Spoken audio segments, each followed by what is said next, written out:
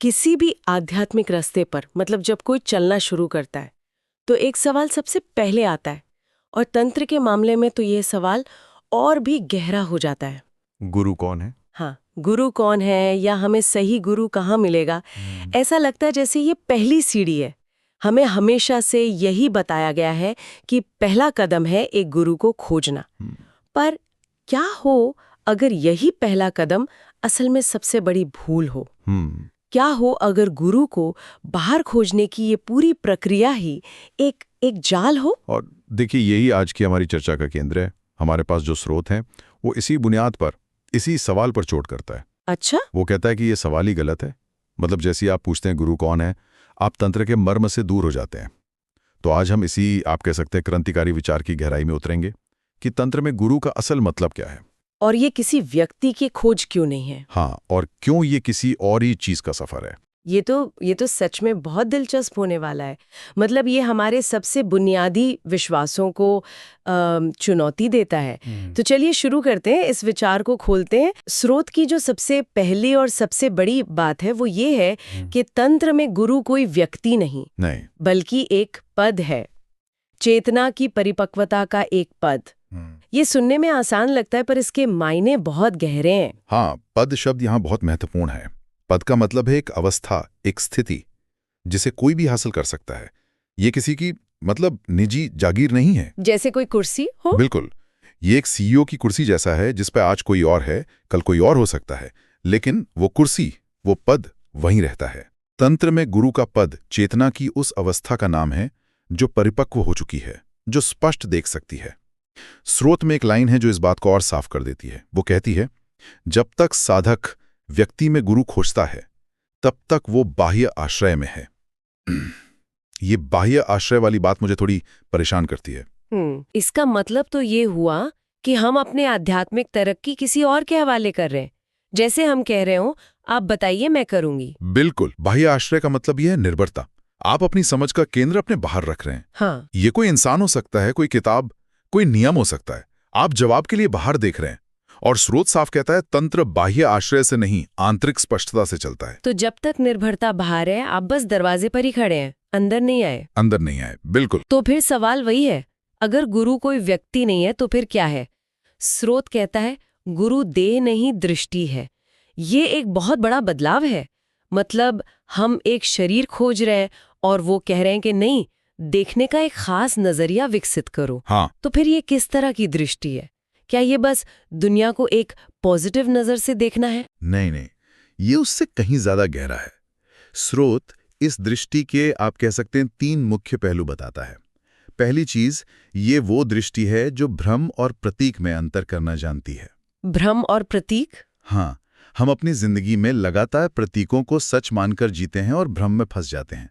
ये दृष्टि उस पर्दे के पार देख सकती है। इसका कोई उदाहरण? जैसे अगर समाज कहता है कि पैसा ही सफलता का प्रतीक है, सही, तो ज्यादातर लोग उस प्रतीक को ही असलियत मान लेते हैं। ये दृष्टि समझ जाएगी कि पैसा सिर्फ एक प्रतीक है, असली सफलता कुछ और हो सकती है। एकदम सही। दूसरा पहलू है कि ये दृष्टि भाषा को यंत्र नहीं मानती।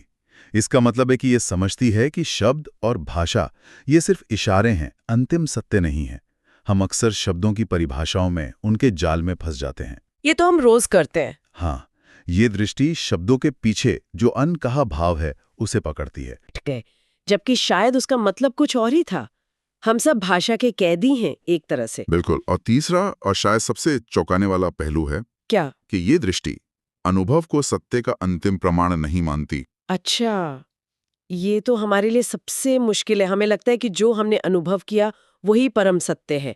अगर मुझे ध्यान में कोई खास रोशनी दिखी या कोई आवाज सुनाई दी तो मैं मान लेता हूँ कि मैंने कुछ पा लिया। हाँ बिल्कुल, ये तो बहुत स्वाभाविक लगता है। मेरा अनुभव, मेरा सच। पर ये स्रोत कह रहा है कि ये भी एक धोखा हो सकता है। हाँ, स्रोत के अनुसार अनुभव भी मन की ही एक अवस्था है, एक घटना है। वो भी आता है और चला जाता है। सत्य तो अनुभव से भी परे है, जो स्थायी है। ये दृष्टि समझती है कि अनुभव एक मील का पत्थर हो सकता है, लेकिन वो मंजिल नहीं है। उसे पकड़कर बैठ जाना भी एक बंधन है। हाँ, तो कुल मिला के गुरु वो आंतरिक क्षमता है जो हमें इन 3 स्तरों पर धोखा खाने से बचाती है। यह हमें सिखाती है कि प्रतीक को सच मत मानो, शब्दों में मत उलझो और अपने अनुभवों से भी चिपके मत रहो। ये तो सच में पूरी जिम्मेदारी साधक पर ही डाल देता है। और यहीं से हम तंत्र की भाषा की पहेली पर आते हैं, क्योंकि वो भाषा इसी दृष्टि को विकसित करने का एक औजार है। यहाँ एक विरोधाभास जैसा लगता है मुझे। अगर तंत्र का मकसद हमें आंतरिक स्पष्टता या दृष्टि देना है, तो वो इतनी जटिल, इतनी रहस्यमयी भाषा का इस्तेमाल क्यों करता है? वो सीधी सादी साफ भाषा में बात क्यों नहीं करता? ऐसा लगता है जैसे वो जानबूझकर हमें उलझाना चाहता है। ये सवाल ही सब कुछ खोल देता है, और स्रोत इसका बहुत सुंदर जवाब देता है। वो कहता है, क्योंकि जो सीधी भाषा चाहता है वो निर्देश चाहता है। निर्देश। और तंत्र निर्देश नहीं देता, वो उत्तरदायित्व देता है। ये दो शब्द, निर्देश और उत्तरदायित्व, सब कुछ बदल देते हैं। वाह, ये तो बहुत बहुत बड़ी बात है। निर्देश का मतलब है मुझे बताओ क्या करना है, एक बना बनाया नक्शा। हाँ। जबकि उत्तरदायित्व का मतलब है ये लो कंपास और टॉर्च, और अब जंगल में अपना रास्ता खुद खोजो। एक आपको अनुयायी बनाता है, दूसरा आपको खोजकर्ता बनाता है। एकदम सही। निर्देश आपकी सोचने की क्षमता को खत्म कर देता है, आप निर्भर हो जाते हैं। तंत्र साधक को एक वयस्क की तरह देखता है, जो अपनी यात्रा की पूरी जिम्मेदारी ले सकता है और लेना चाहता है। वो उसे वैसाखिया नहीं देना चाहता, वो उसे अपने पैरों पर खड़ा करना चाहता है। हाँ, इसलिए वो प्रतीकों का इस्तेमाल करता है ताकि आप अपने दिमाग का इस्तेमाल करें। तो चलिए इसे कुछ उदाहरणों से समझते हैं जो स्रोत में दिए गए हैं। एक बहुत आम वाक्य है जो तंत्र में सुनने को मिलता है, शक्ति ऊपर उठी। हाँ, बहुत आम है। ये सुनते ही मेरे दिमाग में तो कुंडलिनी, चक्र और रीढ़ की हड्डी में दौड़ती ऊर्जा की तस्वीरें आती हैं। और ज्यादातर लोग इसे ऐसे ही समझते हैं। वो सालों तक अपनी रीढ़ की हड्डी में किसी सनसनी या ऊर्जा के उठने का इंतजार करते रहते हैं। लेकिन स्रोत कहता है कि ये इसका शाब्दिक अर्थ है ही नहीं। तो ये कोई शारीरिक घटना नहीं है? नहीं, ये एक गहरा मनोवैज्ञानिक प्रतीक है। तो फिर इसका प्रतीकात्मक अर्थ क्या है? इसका जो असली मतलब है वो ये है कि अब चेतना अनुभव को नियंत्रित नहीं कर रही, बल्कि सिर्फ समझ रही है। एक मिनट, क्या मतलब? देखिए, आमतौर पर हमारी चेतना हर अनुभव को अच्छा, बुरा, सही, गलत, चाहिए, नहीं चाहिए, इस तरह से बांटकर उसे कंट्रोल करने की कोशिश करती है। हाँ, हम हमेशा जज करते रहते। बिल्कुल। शक्ति का ऊपर उठना उस अवस्था का प्रतीक है जब चेतना इस नियंत्रण की कोशिश को छोड़कर सिर्फ एक साक्षी की तरह बिना किसी फैसले के अनुभव को जैसा है वैसा समझने लगती है। ये नियंत्रण से समझ की ओर एक छलांग है। तो इसका मतलब ये ऊर्जा का शरीर में ऊपर जाना नहीं, बल्कि चेतना का एक निचले स्तर यानी नियंत्रण से एक ऊंचे स्तर यानी समझ पर जाना है। अगर कोई ऐसे शाब्दिक रूप से ले ले तो वो तो पूरी तरह से भटक सकता है। और भटकते हैं। अब दूसरा उदाहरण देखते हैं जो गुरु से सीधे जुड़ा है। तंत्र में कहा जाता है, गुरु ने दीक्षा दी। हाँ। ये सुनते ही एक तस्वीर बनती है। हाँ। एक गुरु है, एक शिष्य है, कोई गुप्त मंत्र दिया जा रहा है, कोई खास रस्म हो रही है। हाँ, बिल्कुल, एक फिल्मी सीन जैसा। लेकिन स्रोत के अनुसार ये भी किसी बाहरी अनुष्ठान का वर्णन नहीं है। तो फिर?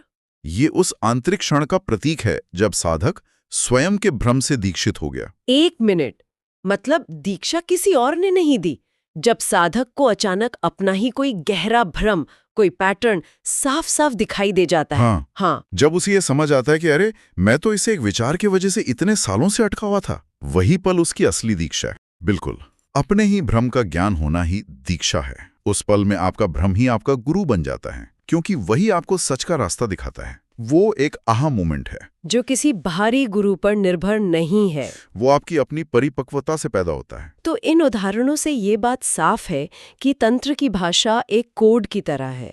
जो इसे शाब्दिक रूप से पढ़ेगा वो हमेशा भ्रम में रहेगा, हमेशा। और जो इसके प्रतीकात्मक अर्थ को समझेगा उसकी उलझनें शांत हो जाएंगे। यही उसका मकसद है। वो आपको जवाब नहीं देती, वो आपको उस काबिल बनाती है जहां आप खुद जवाब खोज सकें। अब मुझे समझ आ रहा है कि अगर इन प्रतीकों को गलत समझा गया तो कितना कुछ दांव पर लग सकता है। अगर कोई गुरु को एक व्यक्ति ही मानता रहे और इन प्रतीकों का शाब्दिक अर्थ निकालता रहे, तो इसके व्यावहारिक परिणाम क्या होंगे? मतलब ये कहाँ ले जाकर छोड़ेगा? स्रोत इस बारे में बहुत साफ है और दो बड़े खतरों की ओर इशारा करता है। ये वो दो गहरे गड्ढे हैं जिनमें ज्यादातर साधक गिर जाते हैं। अच्छा। पहला खतरा तब पैदा होता है जब गुरु को दृष्टि की जगह एक व्यक्ति बना दिया जाता है। स्रोत कहता है, यदि गुरु को व्यक्ति बना दिया जाए तो अंधभक्ति जन्म लेती है। अंधभक्ति मतलब अपनी सोचने समझने की शक्ति को किसी और के कदमों में रख देना। ये तो तंत्र के मूल सिद्धांत यानी उत्तरदायित्व के एकदम खिलाफ है। बिल्कुल खिलाफ है। ये आपको स्वतंत्र बनाने की बजाय और ज्यादा निर्भर बना देता है। ये तो अजीब है, आप मुक्ति की तलाश में निकलें और पहले से भी ज्यादा बंध जाएं। हाँ, और ये बहुत आकर्षक जाल है, क्योंकि अपनी जिम्मेदारी किसी और को सौंप देना बहुत आसान लगता है। हाँ, आसान तो है। हमें लगता है कि अब हमें सोचना नहीं पड़ेगा, वो हमारे लिए सोचेंगे, पर सच तो ये है कि कोई भी आपके लिए आध्यात्मिक रूप से परिपक्व नहीं हो सकता। लेकिन अगर सच कहूं तो कई पारंपरिक धाराएं ये मानती हैं कि एक बाहरी गुरु जरूरी है, एक सुरक्षा कवच की तरह, ताकि साधक भटके नहीं। और ये एक जायज तर्क है उनके नजरिए से। वो मानते हैं कि शुरुआती दौर में मार्गदर्शन की जरूरत होती है। लेकिन हमारा स्रोत यहाँ एक अलग और ज्यादा क्रांतिकारी बात कह रहा है। क्या कह रहा है? वो कह रहा है कि जो चीज सुरक्षा कवच की तरह शुरू होती है, वही अंत में पिंजरा बन जाती है।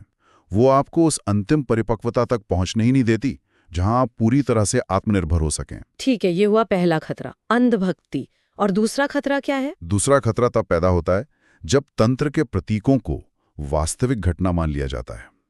स्रोत कहता है, यदि प्रतीक को घटना बना दिया जाए तो भय जन्म लेता है। भय, जैसे शक्ति ऊपर उठी वाले उदाहरण में, अगर कोई उसे सचमुच की शारीरिक घटना मान ले और उसे अनुभव करने की कोशिश करे और उसे शरीर में कुछ अजीब सनसनी महसूस होने लगे जिसे वो समझ ना पाए, तो वो डर सकता है। हाँ, वो डर जाएगा। उसे लग सकता है कि उसके साथ कुछ गलत हो रहा है। बिल्कुल। या फिर तंत्र में अक्सर शमशान, खोपड़ियों या डरावने देवी देवताओं का जिक्र आता है। हाँ, ये सब हमारे गहरे डरों, हमारी वासनाओं और मृत्यु के भय जैसे चीजों के प्रतीक हैं। लेकिन अगर कोई इन्हें शाब्दिक रूप से सच मान ले, तो उसके मन में तंत्र को लेकर एक गहरा डर बैठ जाएगा। उसे ये कोई खतरनाक तांत्रिक या काली विद्या लगने लगेगी। जबकि असल में वो शायद सिर्फ हमारे ही मन की अंधेरी परतों का एक प्रतीकात्मक नक्शा हो। हाँ, जिसे समझने की जरूरत है, जिससे डरने की नहीं। एकदम सही। इसीलिए स्रोत इस निष्कर्ष पर पहुंचता है, और तंत्र न अंधभक्ति है न भय। तंत्र का पूरा रास्ता ही इन दोनों गड्ढों के बीच से होकर गुजरता है। वो आपको न तो किसी का गुलाम बनने देता है और न ही अनजाने का डर पैदा करता है। और इसका एकमात्र तरीका है आंतरिक विकास पर ध्यान देना। हाँ, इसीलिए स्रोत बार बार कहता है, गुरु बाहर नहीं तब प्रकट होता है जब भीतर परिपक्वता आती है।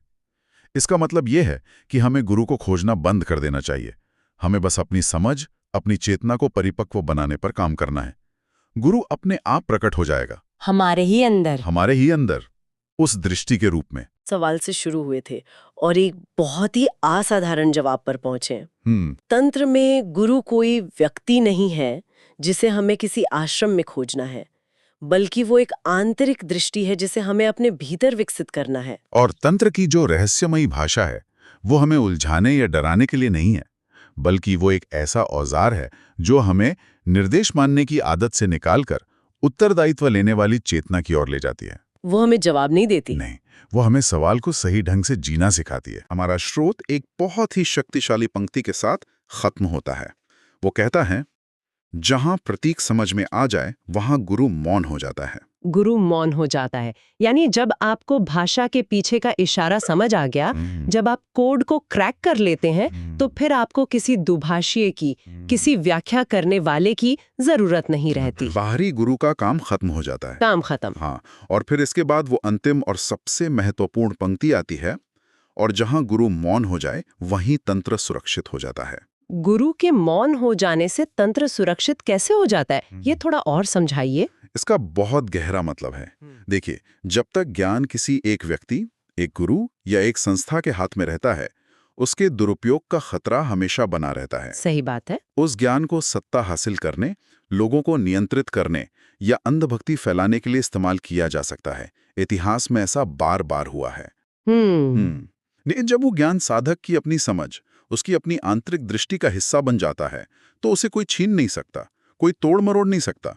तब वो ज्ञान सच में सुरक्षित हो जाता है, क्योंकि वो अब किसी बाहरी अधिकार पर नहीं, बल्कि हर साधक की अपनी परिपक्व चेतना में जीवित रहता है। ये अद्भुत है।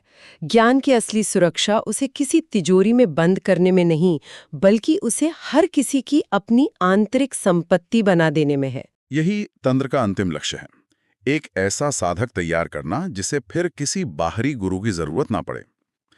तो आज की इस गहरी चर्चा के बाद हम अपने सुनने वालों के लिए एक सवाल छोड़ जाते हैं। अगर गुरु कोई बाहरी व्यक्ति नहीं, बल्कि एक आंतरिक दृष्टि है, एक परिपक्वता का अवस्था है, तो ये सवाल पूछना बनता है, हम अपनी जिंदगी के किन हिस्सों में, चाहे वो हमारा करियर हो, हमारे रिश्ते हों या हमारी अपनी खुशी की तलाश हो, आज भी किसी बाहरी निर्देश, किसी बाहरी गुरु या किसी बाहरी मंजूरी का इंतजार कर रहे हैं, जबकि जरूरत शायद अपनी ही आंतरिक स्पष्टता को विकसित करने की है।